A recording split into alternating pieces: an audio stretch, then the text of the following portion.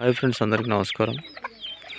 ఎవరైతే ఈ నాటుకోళ్ళు పెంచుతుండ్రో ఈ గద్దెల నుంచి కానీ, డేగల నుంచి కానీ, పిల్లుల నుంచి కానీ, ముంగిస కానీ, కుక్క నుంచి కానీ ఎలా కాపాడుకోవాలనేది ఈ వీడియోలో తెలుసుకుందాం. గతంలో పిల్లులు, కుక్కలు, ఈ ముంగిసల నుంచి ఎలా కాపాడాలో మనము తెలుసుకున్నాం. కానీ మరొకసారి ఎవరైనా చూడని వారి కోసం మళ్ళీ ఒకసారి ఈ వీడియోలో నేను ఎక్స్ప్లెయిన్ చేస్తాను. అయితే ఫస్ట్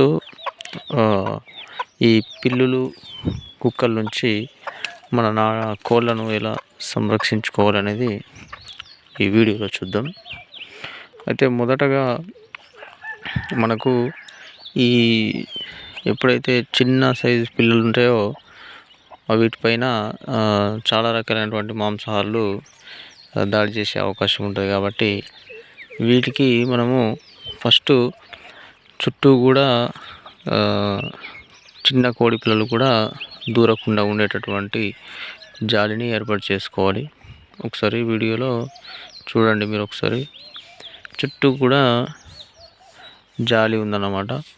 అయితే జాలి మనకు అప్పుడే పుట్టిన పిల్ల కూడా బయటికి పోరాకుండా చాలా చిన్న చిన్న రంధ్రాలు ఉంటాయన్నమాట.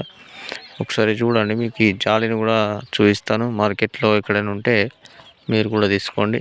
ఎందుకంటే ఇందులో మనకు డే 1 నాటుకోడి పిల్ల కూడా ఇందులో నుంచి దూరదన్నమాట.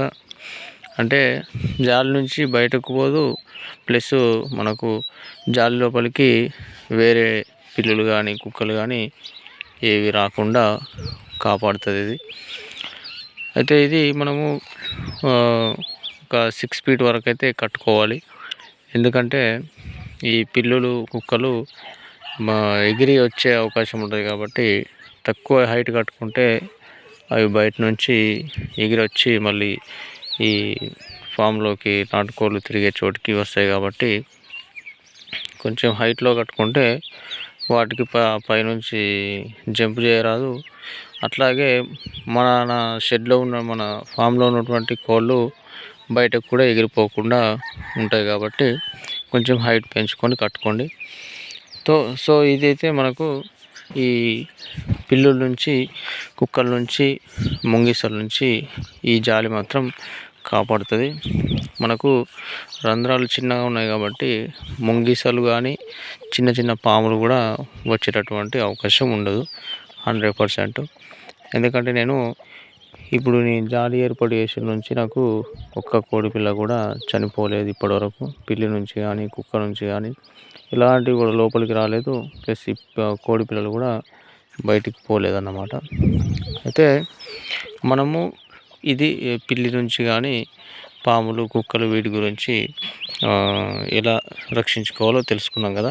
నెక్స్ట్ మనము ఈ గద్దలు కానీ, డేగలు కానీ, కాకులు కానీ వీటి పైనుంచి వీటికి అపాయం ఉంటుంది. కాబట్టి వాటి వల్ల ఎట్లా కాపాడుకోవాలి, వాటి వల్ల ఎట్లా కాపాడుకోవాలనేది చూద్దాం. అయితే జనరల్గా మనకు ఈ కోళ్ళు తిరిగే ఏరియా ఏదైతే ఉంటుందో దాన్ని ఎప్పుడు కూడా మనము ప్లెయిన్గా ఉంచొద్దు. ఎందుకంటే మనకు ఈజీగా పైన ఉండేటటువంటి పక్షులు ఈజీగా కనిపెట్టే అవకాశం ఉంటుంది. కాబట్టి మనకు చిన్న చిన్న పొదలు లాంటి చెట్లు కానీ, లేకపోతే వంకాయ చెట్లు కానీ, లేకపోతే ఇతరత్ర కూరగాయలకు సంబంధించినవి పందిళ్ళు వేసుకున్నా కానీ, ఇలాంటి పందిళ్ళు కానీ వేసుకున్నా కానీ బాగుంటుంది. ఎందుకంటే అవి పైనుంచి వచ్చినప్పుడు మనకు కోడి అనేది అబ్జర్వ్ చేస్తుంది. ఖచ్చితంగా అబ్జర్వ్ చేసి అది కోడి పిల్లలకు ఒక సిగ్నల్ అయితే ఇస్తుంది అన్నమాట. ఆ సిగ్నల్ వచ్చినప్పుడు ఇవన్నీ కోడి పిల్లలు కూడా దూరడానికి ఏదైనా చాటు కోసం వెతుకుతాయి అన్నమాట. ఈ వెతికే సమయంలో ప్లెయిన్గా ఉంటే కనుక అవి ఎటు పోకుండా ఉంటాయి. కాబట్టి ఆ కాకులు, గద్దలు ఈజీగా ఎత్తుకపోయే అవకాశం ఉంటుంది. ఈ విధంగా అవి ఎత్తుకపోకుండా ఉండాలంటే మనకు తల్లి కోడి సిగ్నల్స్ ఇచ్చినప్పుడు అవి చాటుకు వెళ్తాయి. కాబట్టి చిన్న చిన్న ఇలాంటి వంకాయ చెట్లు కానీ లేకపోతే ఇతర గుబురు ఉండేటటువంటి ఏదైనా కూరగాయలు కావచ్చు, నిమ్మ కావచ్చు, దానిమ్మ కావచ్చు, ఇట్లా రకరకాలైనటువంటి చెట్లను మన ఫామ్లో పెంచుకుంటే ఇవి పైనుంచి గద్దలు, కాకుల నుంచి, డేగల నుంచి ప్రమాదం అనేది తప్పుతుంది అన్నమాట. చూడవచ్చు ఒకసారి వీడియోలో. ఇట్లా బయట తిరిగే సమయంలో పైనుంచి ఏమైనా వచ్చినప్పుడు అవి వంకాయ చెట్ల కింద కానీ లేకపోతే ఇక్కడ దగ్గర ఉన్నటువంటి నిమ్మ చెట్టు, దానిమ్మ చెట్లు కానీ వీటి కిందికి వెళ్ళిపోవడం జరుగుతుంది అన్నమాట. అయితే ఇంకోటి ఏంటంటే మనము ఆ పక్షుల్ని భయపెట్టడానికి కొన్ని ట్రిక్స్ కూడా ఉన్నాయి. అవి ఎట్లా అంటే మన ఫామ్కు దగ్గరగా ఉన్నటువంటి చెట్లు అయితే ఏవైతే ఉంటాయో ఆ చెట్ల పైన వాలకుండా ఉండాలంటే దానికి కొంచెం బెదురులు అయితే కట్టాలి. మనము ఇప్పుడు ఫర్ ఎగ్జాంపుల్ మనము మక్కల కానీ, జొన్నల్లో కానీ దిష్టి బొమ్మలు లాంటివి కడతాం కదా.